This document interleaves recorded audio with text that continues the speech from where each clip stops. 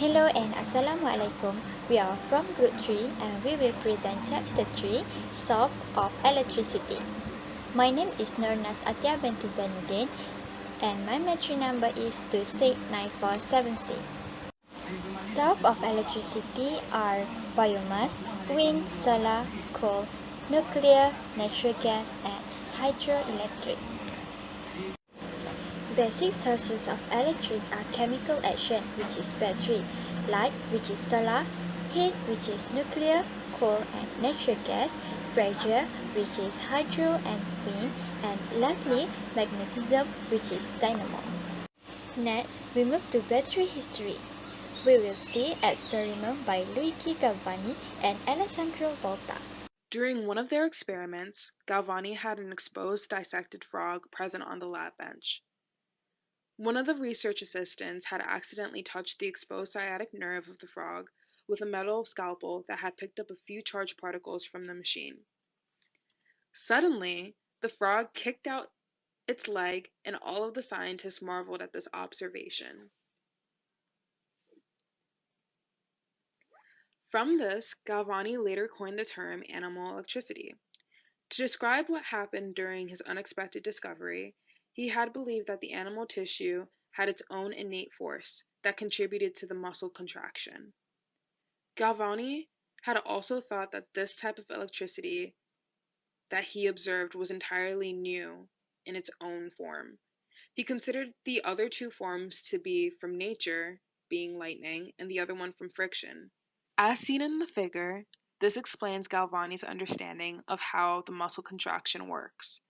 He believed that when the bronze and iron leads connected, charges began to flow between the frog's positively charged outside and negatively charged inside. This was essentially the first battery. However, it wasn't considered a real battery because the energy discharged within. First, we see Luigi Galvani. His experiment is supported on copper wires leg twitch when touched with a steel scapular. Next, Alessandro Volta. He invented electric or voltaic cell by placing two dissimilar elements in a chemical building and electric potential creating electricity from chemical action. Next, battery experiment. A grapefruit or lemon also can be used to produce enough electricity to operate a small radio. There are two types of battery, which is primary battery and secondary battery. Primary cell. Primary cell cannot be recharged. After it has delivered its rate capacity, it has to be discarded. The reason is that the internal chemical reaction cannot be restored. The electric battery. A battery is a source of electric energy. A simple battery contains two dissimilar metals called electrode and a solution called electrolyte. The electrodes are partially immersed in the electrolyte. Electrodes are zinc and carbon, and electrolyte is diluted acid like a sulfuric acid. What are batteries? Can you imagine a world where all electrical appliances had to be plugged in? Flashlights, cell phones and toys would be tethered to electrical outlets, making them clumsy and inconvenient. Batteries provide portable, convenient sources of energy for powering devices without wires or cables. A dry cell is a common type of battery used today. It basically converts stored chemical energy into electrical energy. In the most basic terms, a battery cell is made up of three components: an anode, a cathode, and the electrolyte. In the dry cell, zinc is the anode, the graphite core is the cathode, and ammonium chloride paste acts as an electrolyte. Due to a chemical reaction within the battery, the anode builds up an excess of electrons. This causes an electrical difference between the anode and the cathode. The electrons want to rearrange themselves and displace the extra electrons in the cathode. However, the electrolyte ensures that the electrons cannot travel directly to the cathode. When the circuit is closed with the help of a conductive path between the anode and cathode, the electrons are able to travel to the cathode. This in turn provides power to any appliance placed along the way.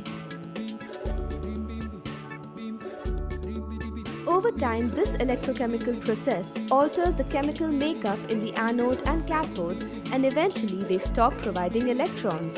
And this is how a battery dies.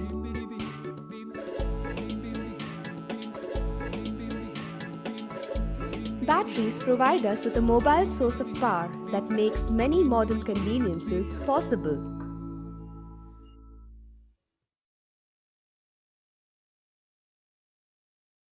Example of dry cell battery is carbon zinc dry cell, AA alkaline cell, mercury cell, lithium cell, and silver oxide cell.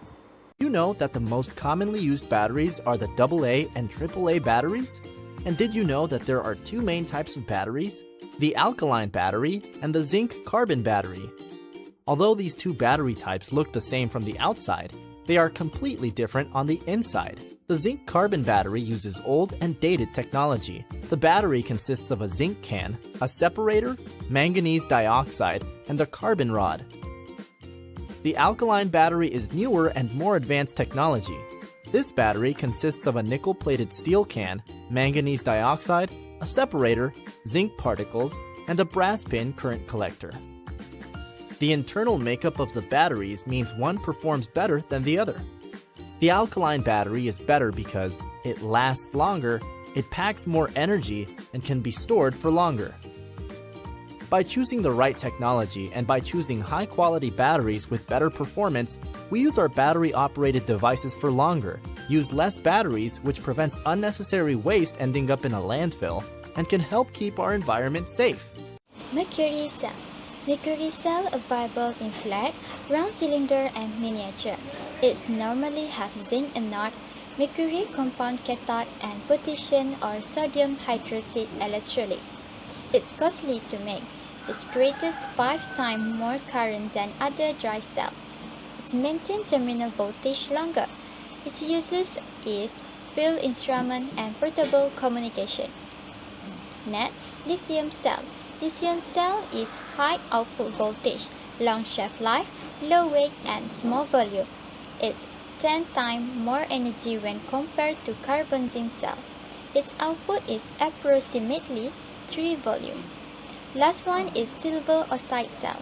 Silver oxide cell uses amalgamated zinc anode, silver oxide as the cathode material, and a potassium hydroxide electrolyte. Silver oxide cells are ideal for miniature devices where space is limited. Its voltage is from 1.5 to 1.2 voltage. Its uses is for wash. Secondary cell. In secondary cell, chemical energy is converted to electrical energy and electrical energy is converted back to chemical energy. Secondary cell can be recharged or restored. The example for secondary cells is the lead acid cell. As you guys can see in this slide, I have 3 examples for battery charger. The function of this battery charger is used to restore the charge on rechargeable batteries. All of these battery chargers are used to charge AA batteries and car batteries. Next is lead acid battery. These batteries can self-recharge 1 to 25% per month in storage. Lead sulfation that occurs when the state of charge drops below 100%. If left in the vehicle, disconnecting the negative cable will reduce the level of discharge by eliminating the load. Coal will slow the self-discharge process down and will speed it up. Nickel-cadmium cell can deliver high currents and can be cycled many times for recharging. Its cell also can be stored for a long time. These batteries in series. In a series connection, battery of like voltage and amp hour capacity are connected to increase the voltage of overall assembly. The positive terminal of the first battery is connected to the negative terminal of the second battery and so on until the desired voltage reach. Next is parallel connection. In parallel connection, batteries of like voltage and capacities are connected to increase the capacity of the overall assembly. The positive terminal of all batteries are connected together or to a common conductor, and all negative terminals are connected in the same manner. Next is series parallel connection. Series parallel connection is when you connect a string of batteries to increase both the voltage and capacity of the battery system. In this connection, you will have two or more sets of batteries which will be configured in both series and parallel to increase the system capacity. Assalamualaikum. My name is Shazana binti Abdurrahim, matric number 269706. I will present about sources that can be generate electricity. One of them is fossil. What is fossil? Fossils are the mineralized remains of animals or plants or other artifacts such as footprints. The totality of fossils and their placement in rock formation and sedimentary layers is known as the fossil record. The word fossil is derived from the Latin word fossilis, which means to be dug up. Fossilization is a rare occurrence because natural materials tend to be recycled. In order for an organism to be fossilized, the remains normally need to be recovered by sediment as soon as possible. However, there are exceptions to this, such as if an organism becomes petrified or comes to rest in an anoxic environment such as at the bottom of a lake. There are different types of fossil and fossilization process. This is the types of fossil and fossilization process.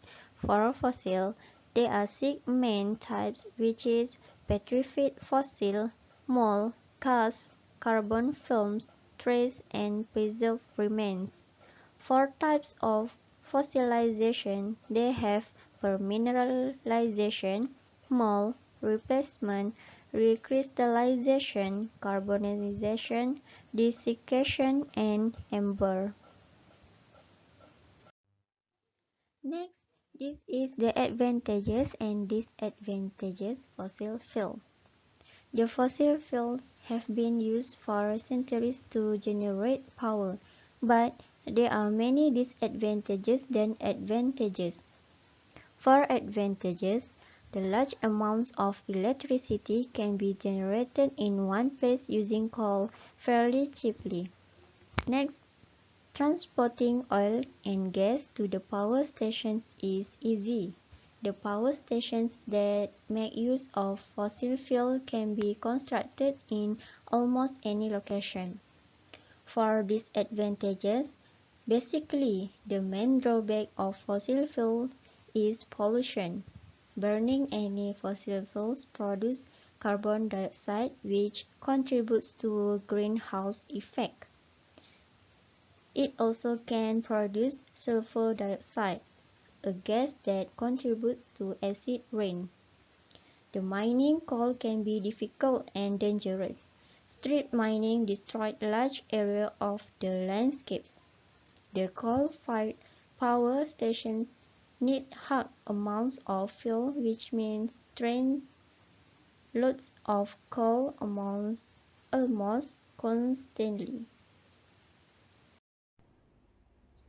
Next is electricity from fossil.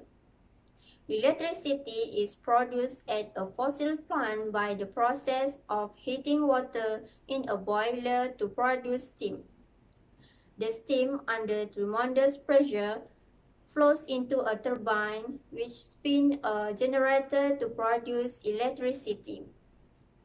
Let me show the example video how fossil can produce electricity.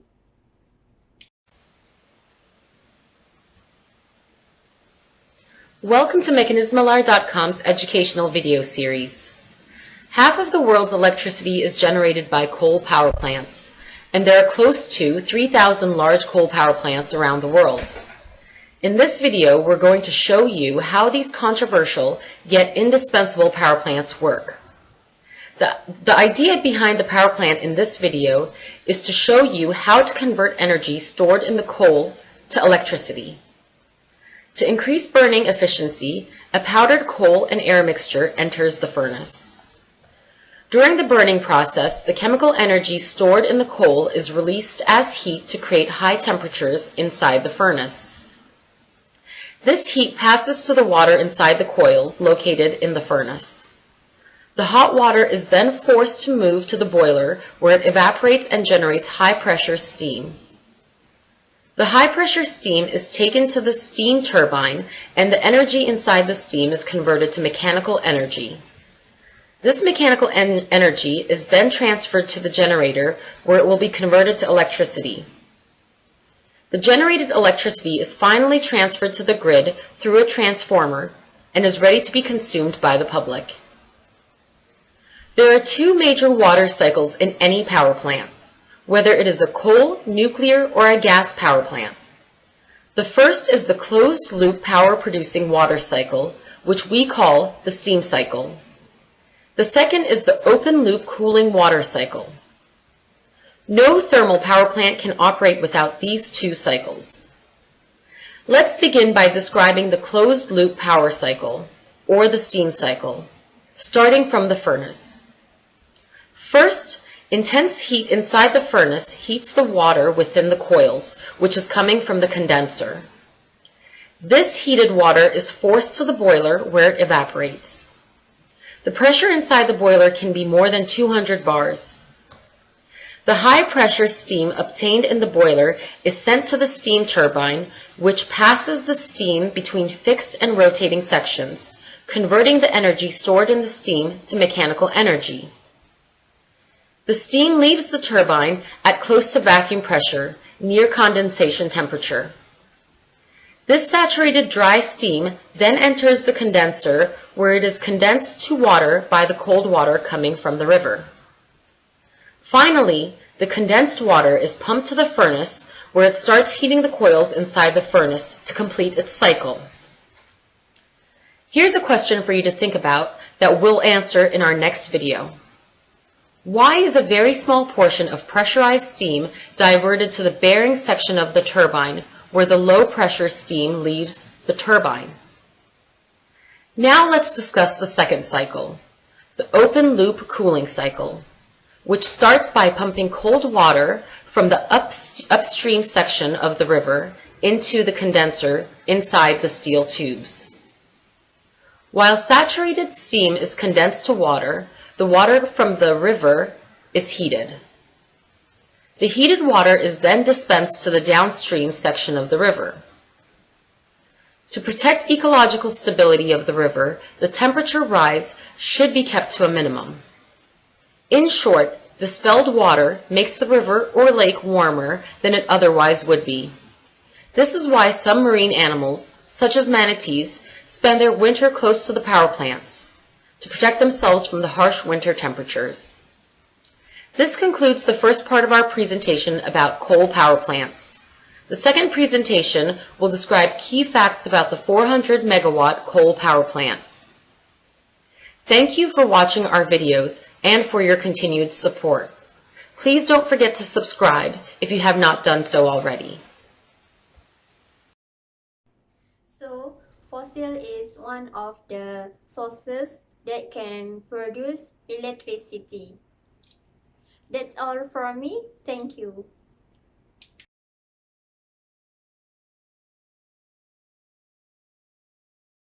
Hi, my name is Noshawati binti Syairum. My method number is 269480. I will present about solar power. Charles Fitts inventor of solar power. Solar energy has been used for centuries, but the person who invented the first solar cell to convert sunlight into electricity was Charles Edgar Fitts in 1838. He was a well-known watchmaker, author, and inventor of many things.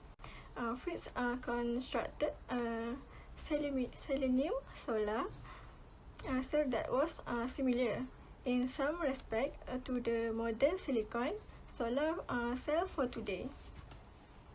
Solar power describes a number of methods of harnessing energy from the light of the sun. It has been present in many traditional building methods for centuries but has become of increasing interest in developed countries as other power sources such as fossil fuel become more scarce and expensive both in financial and environmental terms. It is often employed where other supplies of power are absent, such as in remote locations and in space. Electricity from solar. The solar cells that you see on calculators and satellites are photovoltaic cells or modules. Modules are simple, a group of cells electrically connected and packaged in one frame. Photovoltaic, as the word implies, photo equal light, voltaic equal to electricity. Convert sunlight directly into electricity. While used almost exclusively in space, photovoltaics are used more and more in less exotic ways, could even power your house. Basic process. Photovoltaic cells are made of special materials called semiconductors, such as silicon, which is currently the most commonly used. Basically, when light strikes the cell, a certain portion of it is absorbed within the semiconductor material. This means that the energy of the absorbed light is transferred to the semiconductor. The energy knocks electrons loose, allowing them to flow freely. PV cells also have one or more electric field that act to force electrons freed by light absorption to flow in a certain direction. Basic process quantity. This flow of electron is a current, and by placing metal contacts on the top and bottom of the PV cell, we can draw the current to use it externally. For example, the current can power a calculator. This current, together with the cell's voltage, which is a result of its built-in electric field or fields, define the power or voltage that the solar cell can produce. PV cell, if you can see, we have a schematic symbol, physical description, and specification. One cell produces 1 watt and 5 volt. Cells can be connected into arrays. Arrays are built with cells in series and parallel. PV cell application, it used to keep solar-powered car charged when not being driven. And we have a picture, for example, if you can see. So this is the example of solar application, which is a solar power radio. That's all from me. Thank you. Assalamualaikum and a very good morning to the doctor and my fellow friends. So, my name is Nur Farhan Umairah binti Rahmat and my matric number is 270285. So, I will continue about my part, which is hydroelectricity.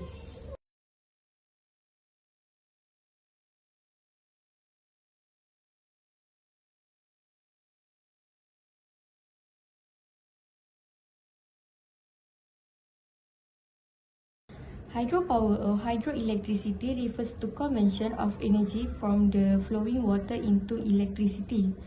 It is considered a renewable energy source because the water constantly renewed by the sun.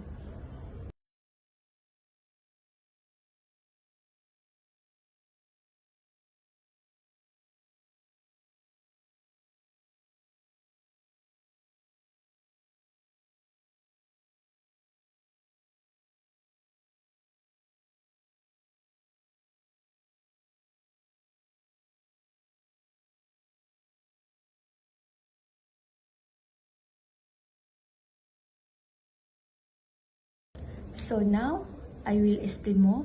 Hydroelectricity is using water to power machinery or make electricity. Water constantly moves through a vast global cycle, evaporating from lakes and oceans, and many more. For examples, when flowing water is captured and turned into electricity. That's why it's called hydropower, because it uses a full water that is not reduced or used up in the process. In fact, hydropower considered a renewable energy. Next, we move to the next part, which is there are 4 major components in hydroelectricity. First is dam. Dam can raise the water level of the river to create falling water. Also, dam can control the flow of water. The reservoir that is formed is in effect stored energy. Second is turbine. Turbine is the force of falling water pushing against the turbine's blade causes the turbine to spin. A water turbine is much like a windmill, except the energy is provided by falling water instead of wind. The turbine converts the kinetic energy of falling water into mechanical energy. The third is generator. Generator can connect to the turbine by shaft and possibly gears, so when the turbine spins, it causes the generator to spin also. It can convert the mechanical energy from the turbine into electrical energy. Generator in hydropower plants work just like the generators in other type of power plants. The last one is transmission lines. Transmission lines can conduct electricity from the hydropower plants to home and business. Now we can see the dam raise river level and creating drop water. The turbine turns by the force of falling water. The generator turns by the turbines, and from here it produces electrical energy. Moreover, is the transmission line. It can carry electricity to home and business. So how far the water falls? In fact, the amount of electricity that can be generated depends on how far the water drops and how much water moves through the system. In other words, I can say that there is water falling twice as far than the twice as much energy we can get. So what is the amount of water falling? More water falling through the turbine will produce more power. The amount of water available depends on the amount of water flowing down the river. In fact, the biggest river have more flowing water and it can produce more energy.